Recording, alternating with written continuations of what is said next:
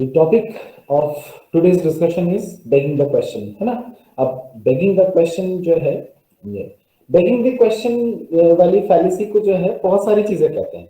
जैसे कहीं पे आप सुनोगे कि इसको argument from circularity, है ना, या circular argument कोई कहेगा begging the question, कोई कहेगा petitio principii, है ना, या petitio principia। तो these are very interesting expressions for begging the question। और begging the question fallacy जो है ये अगेन आपने इसके पहले भी पढ़ी है, तो आज हम उसके कुछ implications या कुछ और चीजों को भी थोड़ा सा डिस्कस करने की कोशिश करेंगे। And it will be a short class, तो हम कोशिश करेंगे इसको जल्दी से जल्दी खत्म कर सके। तो जैसे मैंने बोला भी कि इसके बड़े सारे नाम हैं, पेटिशियो प्रिंसिपिया या पेटिशियो प्रिंसिपाया या पेटिशियो प्रिंसिपाई कुछ लोग बोलते हैं, या कुछ लोग प्रिंकिपाई या प्रिंकिपिया भी बोलते हैं, इस तरीके से भी बोलते हैं, बट डज नॉट मैटर, है ना। हम उसको सर्कुलर आर्गुमेंट कह सकते हैं, या हम उसको सर्कुलस प्रोबेंडी भी कह सकते हैं। और हम जो है ये आर्गुमेंटेशन विद सर्कुलरिटी भी कह सकते हैं। तो बेसिकली ये सर्कुलर आर्गुमेंट होता है। वो सर्कुलर आर्गुमेंट का जो बेसिक फॉर्म है वो आपको समझ में आता होगा कि ए से बी में जा रहे हैं और बी से फिर से ए में जा रहे हैं, तो वो सर्कुलरली जो प्रेमाइस है वही कंक्लूजन बन जाएगा, और जो कंक्लूजन है वो प्रेमाइस पे ही जो है मतलब प्रेमाइस ही होगा। तो इस तरीके की प्रॉब्लम्स को जो है हम कहते हैं कि सर्कुलर आर्गुमेंटेशन। अब ये हमने बाय द वे किसी को याद है पेटिशियो प्रिंसिपाया या जो ये वाली फैलेसी है, ये वाली फैलेसी हमने किस के पार्ट में पढ़ा था, कहां पे पढ़ा था? जब हमने रेलिवेंस, डिफेक्टिव इंडक्शन या एम्बिग्विटी पूछा था। ये एक तरीके से बेगिंग द क्वेश्चन भी है। तो बेगिंग द क्वेश्चन किस में है, कौन सी वाली फैलेसी में है, तो मुझे बता सकता है? Fallacy of presumption. Fallacy of presumption, very nice. तो फैलेसी ऑफ प्रिजम्पशन में आता है।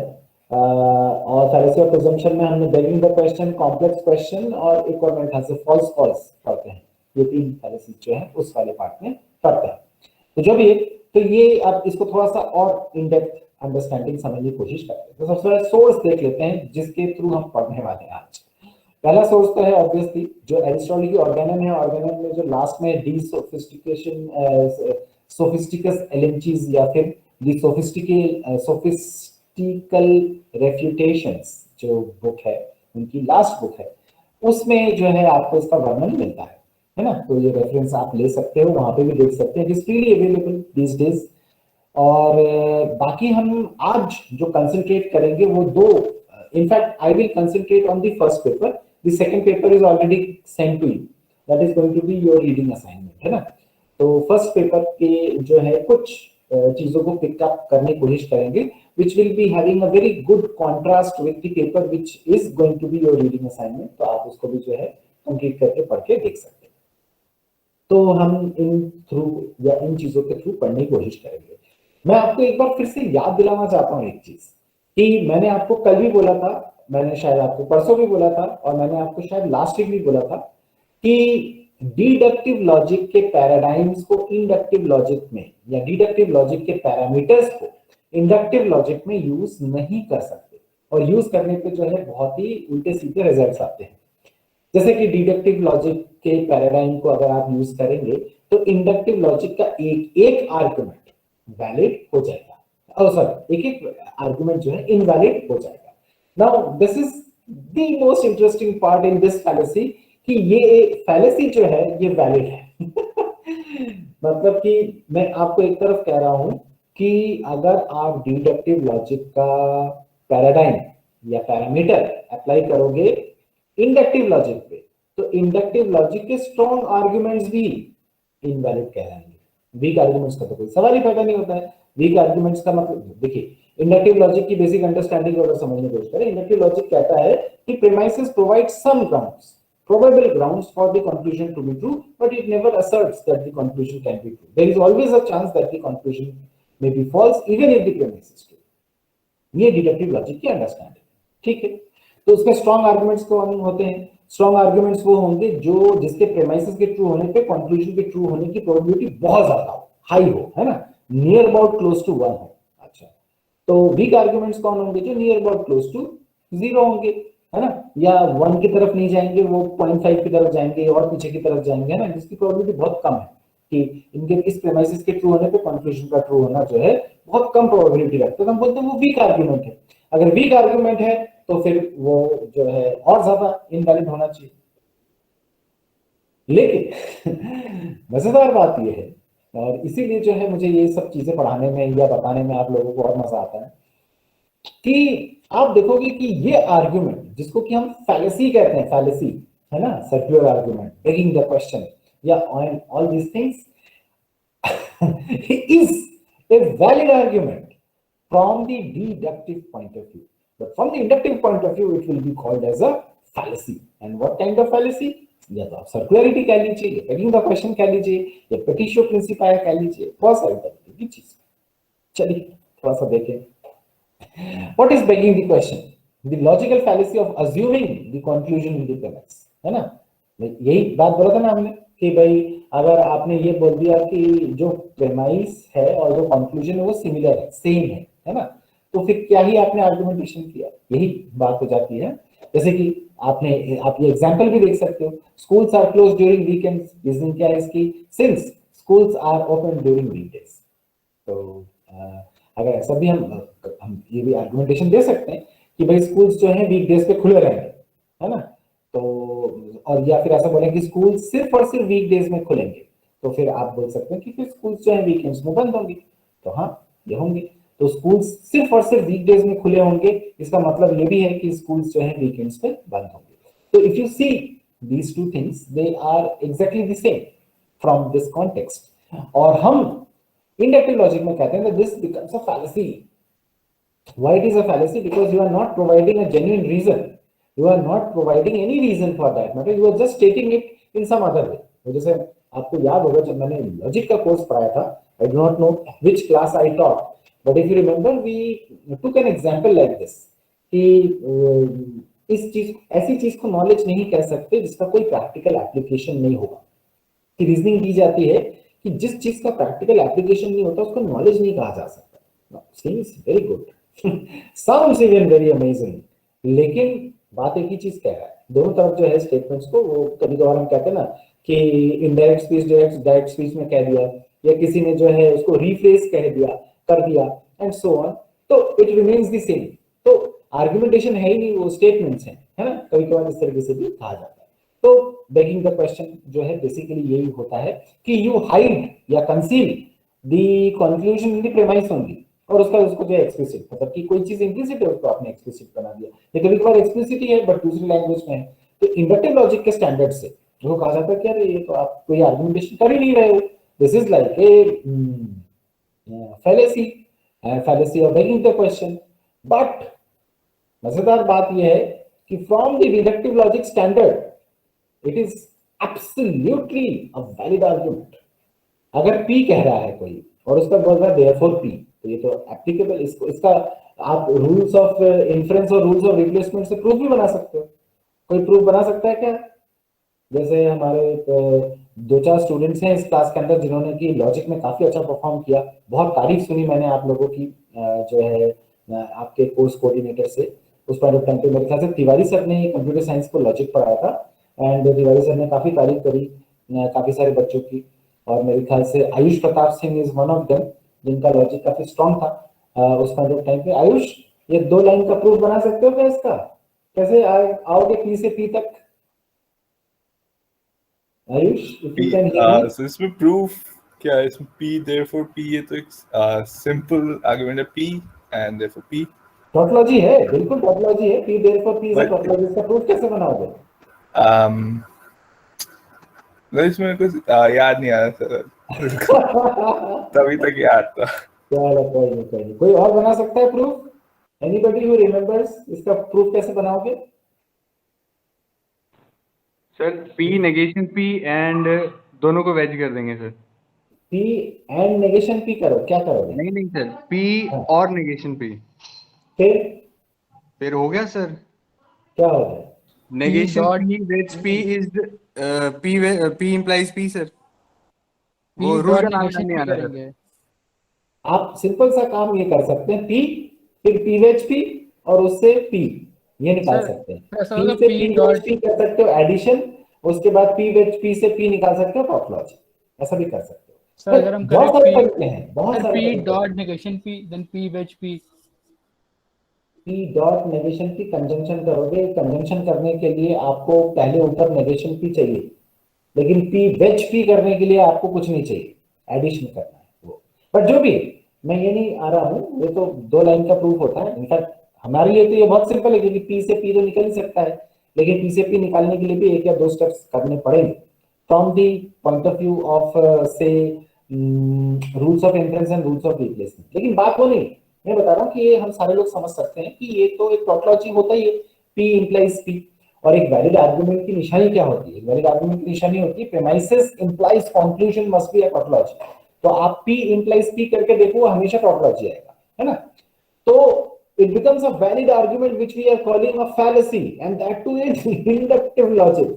हाँ, जो लोग डिडक्टिव लॉजिक पढ़ते हैं वो कहते हैं इंडक्टिव लॉजिक बेकार है। इंडक्टिव लॉजिक में सिर्फ और सिर्फ इनवैलिड आर्गुमेंट्स आते हैं, और यहाँ पे इंडक्टिव लॉजिक का जो है फैलेसी, जो आर्गुमेंट में फैलेसी मान रहा है, उसको डिडक्टिव लॉजिक के पैराडाइम में लेकर आओगे तो क्या बन जाएगा? वो एक टॉटोलॉजी बन जाएगा, एक प्रॉपर वैलिड आर्गुमेंट बन जाएगा, विच इज माइंड बॉगलिंग। ठीक है ना? आपको जो है कहीं सोचने के लिए फिर से मजबूर करता है। तो इस पे जो है काफी लोगों ने काफी इंटरेस्ट दिखाया, एंड ये जो 2 पेपर्स हैं, ये 2 सेमिनल पेपर्स हैं, बहुत अच्छे पेपर्स हैं। इनको छोड़कर भी बहुत सारे पेपर्स हैं, आप पढ़ सकते हैं, बट आपको बहुत कम पे कंसंट्रेट करना है, so that you get the point. You can read for ever, बहुत सारे एग्जाम्पल्स मिलेंगे इंटरनेट पे, एग्जाम्पल्स भरे पड़े, तो उनको भी आप देख सकते हो एंड सो ऑन। बट कुछ पॉइंट्स हैं जो हमारे लिए इंपॉर्टेंट है, और इसीलिए हम ये कोर्स पढ़ भी रहे हैं और उसको डिस्कस करेंगे।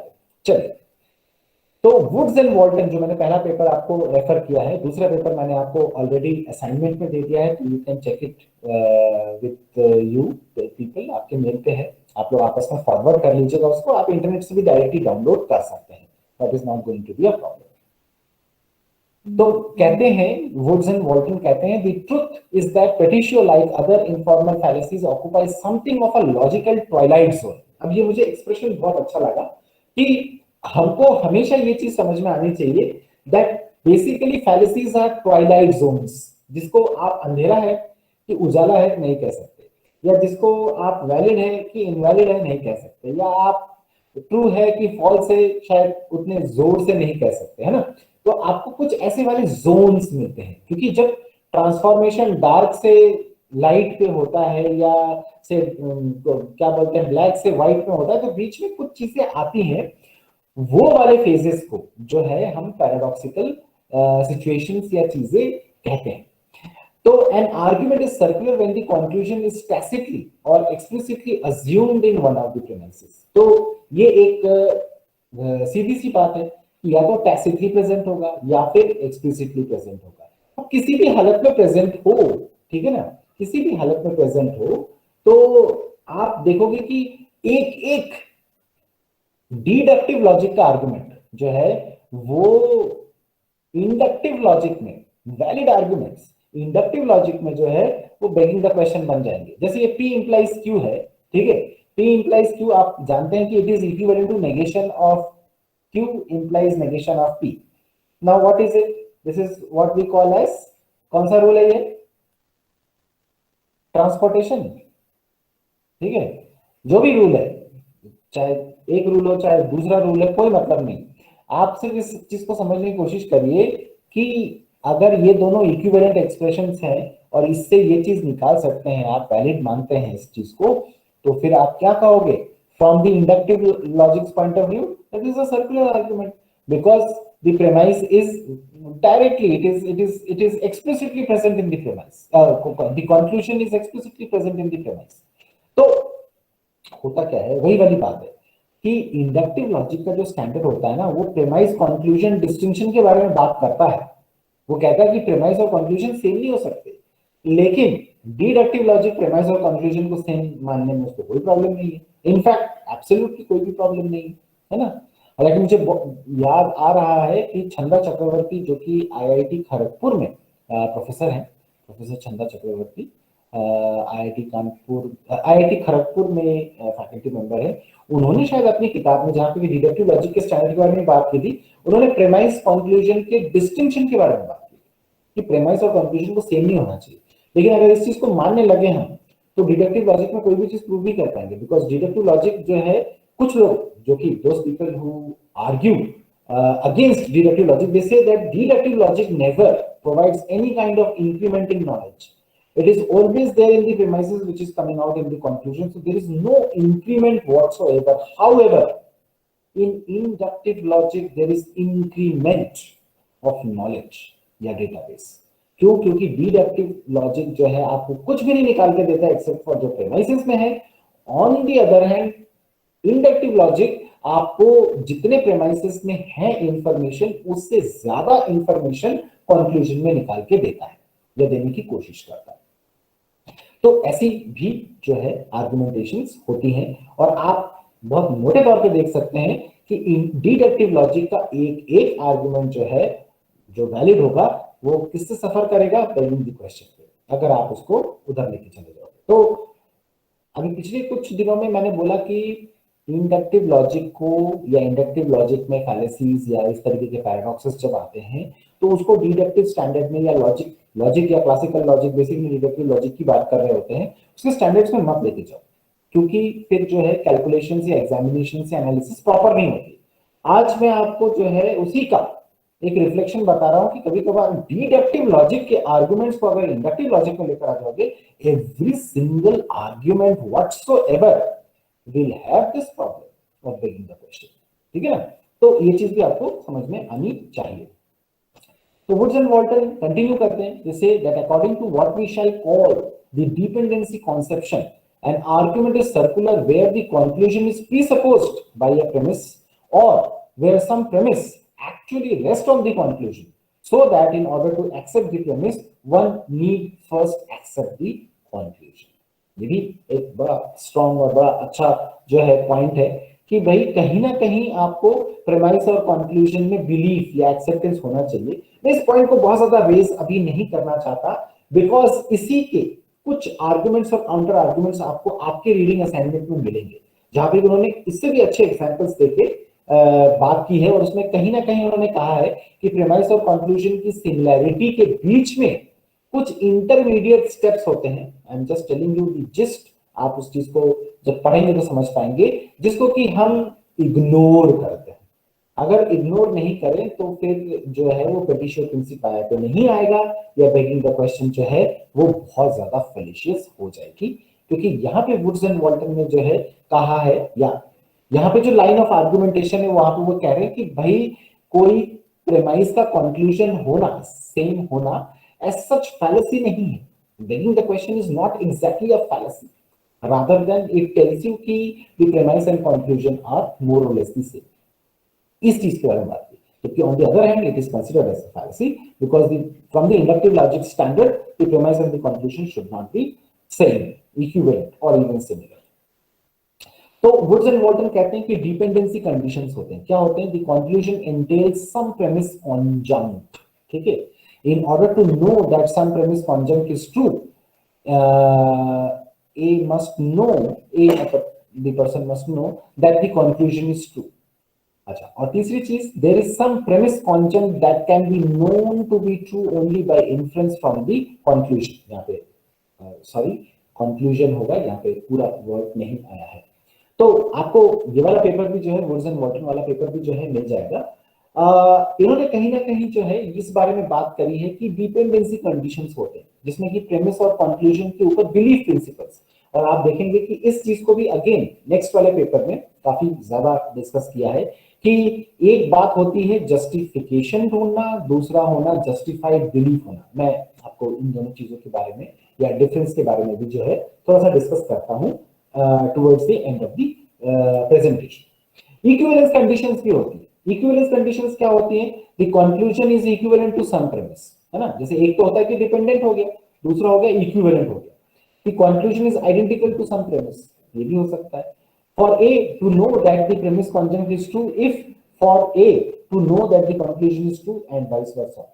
या फिर one has to state the conclusion in order to state some premise conjunct and vice versa. तो एक तरफ है डिपेंडेंसी की प्रेमिस जो है कंक्लूजन पे और कंक्लूजन जो है प्रेमिस पे आधारित है, तो डिपेंडेंट है, ये तो एक चीज होती है। दूसरा होता है कि इक्विवेलेंट है, और दोनों ही केसेस में जो है आर्गुमेंटेशन है और उसमें सच फैलेसी नहीं है।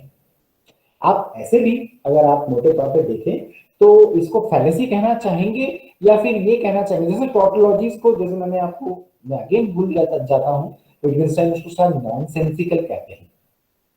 टॉटोलॉजीज को नॉनसेंसिकल क्यों कहा जाता है? Again there is no increment of knowledge, या it is like restating something. मैं आपको टॉटोलॉजी की हिंदी बताऊंगा तो आप बहुत अच्छे से समझ पाओगे। और मैंने एक चीज देखा है कि हिंदी और इंग्लिश में पढ़ने का किसी चीज को बहुत फायदा होता है।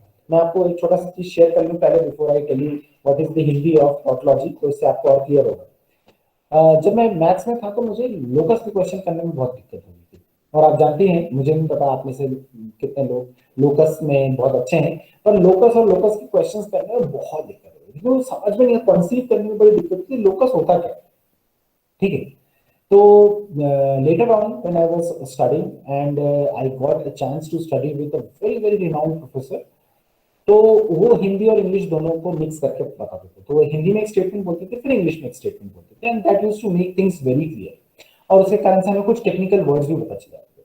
तो उन्होंने लोकस की जो हिंदी बताई, और जब बताई तो उसके बाद जो है मुझसे सारे क्वेश्चंस बनने लग गए, और मुझसे नहीं, मेरे ख्याल से काफी लोगों से बनने लग गए होंगे, बिकॉज कॉन्सेप्चुअल क्लैरिटी आ गई। उन्होंने बताया लोकस इज बेसिकली बिंदु पथ। तो जब हमें ये समझ में आया कि वो पॉइंट्स का पाथ है ना, तो हमें समझ में आया कि ओके, हमें इस तरीके से ट्रेस करना होगा, है ना, the locus of point which is equidistance from the centre will form a circle, या which is equidistance from another point will always form a circle. तो ये चीज जो है समझ में आने लगी। इसी तरीके से मैं आपको टॉटोलॉजी की भी जो है हिंदी बताऊंगा तो आप बहुत अच्छे से समझ पाओगे। जैसे जब मैं लॉजिक पढ़ाता हूँ तो प्रेमाइस के लिए बताता हूँ कि आधार वाक्य, तो आपको समझ में आता है it is basis of the argument. Conclusion निष्कर्ष है, तो समझ में आता है कि ये चीज निकाला गया है। इसी तरीके से जो टॉपोलॉजी की हिंदी है उसको कहते हैं पुनर्कथन। तो पुनर्कथन जो है, मतलब जितने लोग हिंदी बैकग्राउंड से हैं या जो लोग हिंदी वो है स्टेट से हैं, वो इसको बहुत अच्छे से समझ सकते हैं। जिन लोग को भी हिंदी आती है, I am pretty sure that all of us know Hindi very well, कि पुनर्कथन का क्या मतलब होगा कि आपने जो चीज स्टेट करी है उसी चीज को फिर से स्टेट कर रहे हैं, दैट इज पुनर्कथन। तो tautologies are basically P imply P's, चाहे आप उसको किसी भी तरीके से देख लें, कितना भी फॉर्म कर लें, उसको अल्टीमेटली आप देखोगे कि एक सिंपल टॉटोलॉजी या तो पी इंप्लाइज पी या negation of P wedge P बनेगा, which is nothing but the same, और जिसके कारण से वो हमेशा एक ट्रू कंक्लूजन ही देगा, या ट्रू उसकी ट्रूथ वैल्यू आती है हमेशा। तो इक्विवेलेंस हो या डिपेंडेंसी हो, ये फैलेसी है, ये जरूरी नहीं है, क्योंकि कोई इंक्रीमेंट हो रहा है नहीं हो रहा, ये एक अलग बात हो सकती है। वुड्स एंड वॉल्टन जो है कुछ ये एग्जाम्पल दे रहे हैं। If Alvin is missing so is Calvin, and Alvin is missing therefore both Alvin and Calvin are missing. ये हम बहुत नॉर्मली निकाल लेते हैं। आप इसको जो है कह सकते हो कि ये फैलेसी है, बेगिंग द क्वेश्चन है, पर ये जो है बेगिंग द क्वेश्चन नहीं, ये तो बहुत प्योर डिडक्टिव आर्ग्यूमेंट है, और आप इसको सिंबलाइज भी कर सकते हो, इसको प्रूव भी कर सकते हो। इस तरीके से every bicycle in the neighbourhood belongs to Hector. ये हेक्टर एक बड़ी सी कंपनी है जो बाइसाइकिल बनाती है। आजकल सारी चीजें आ रही है इंडिया में, कुछ दिनों में आप हेक्टर भी देखेंगे। ऐसे क्रॉस आ चुका है, फायरफॉक्स आ चुका है, मोंडियो आ चुका है, तो ऐसे और भी बहुत सारे आ रहे हैं, ठीक है। Therefore this bicycle belongs to Hector. पहला स्टेटमेंट को आप बोल सकते हो कि इट इज क्या बोलते हैं, but it is saying the same thing अगर आप देखो, और दूसरी तरीके से जो है ये सेम थिंग नहीं है। तो ultimately it is not a fallacy, ये वुड्स एंड वॉल्टन का जो है स्टैंड पॉइंट है। इस तरीके से Hermione has all the domestic virtues, therefore Hermione is thrifty. Thrifty का मतलब होता है मेरे ख्याल से कंजूसी रखना, है ना, या थोड़ा सा पैसे बचाने की कोशिश करना, थ्रिफ्ट कहते हैं शायद इसको। तो डोमेस्टिक वर्च्यूज में आता है, डोमेस्टिक वर्च्यूज की लिस्ट में अगर थ्रिफ्ट है तो फिर हेरमोन जो है थ्रिफ्टी भी होगी। तो ये तीनों के तीनों आर्गुमेंटेशन एक्चुअली एक ही तरीके का आर्गुमेंटेशन है, लेकिन ऊपर को आप जो है ज्यादा अच्छे से देख पा रहे हैं कि वो बेगिंग का क्वेश्चन बिल्कुल एग्जैक्टली दिख रहा है। नीचे वाले में जो है डिपेंडेंसी, या तीसरे वाले में भी जो है डिपेंडेंसी ज्यादा दिख रही है, ऊपर वाली इक्विवेलेंट अंडरस्टैंडिंग में चला जाता है। But in any of the ways it is taking the question से भी ज्यादा इंपॉर्टेंट है कि डिडक्टिव अंडरस्टैंडिंग में ये वैलिड होंगे, तो इनको फैलेसी कहना ऐसा सही नहीं है। ठीक है, ये वुड्स एंड मॉर्टन का कहना है। अब मैं आता हूं थोड़ा सा आगे और आप लोगों को थोड़ा सा कुछ बताने की कोशिश करता हूं। डेनियल, ये इनका प्रोनाउंसिएशन करना बहुत मुश्किल है, स्कारावर्ती या वापी या व्हाटएवर, मैं डेनियल साहब के बारे में बात कर रहा हूं। इन्होंने अपने पेपर को, जिसको कि मैंने आपके साथ शेयर किया है, and you people have to read and write a summary of it. आप उसकी समरी 500 वर्ड्स तक लिख सकते हैं, आपको ज्यादा नहीं लिखना है। और आप कोशिश करिए कि गूगल फॉर्म में ही सबमिट करें, है ना। आप मेल करेंगे तो मैं नहीं एक्सेप्ट करूंगा, आप वहीं पे टाइप करके जो है उसको सबमिट करिए। आप टाइम ले सकते हैं, इसीलिए मैंने 7 से 8 दिन का टाइम दिया है।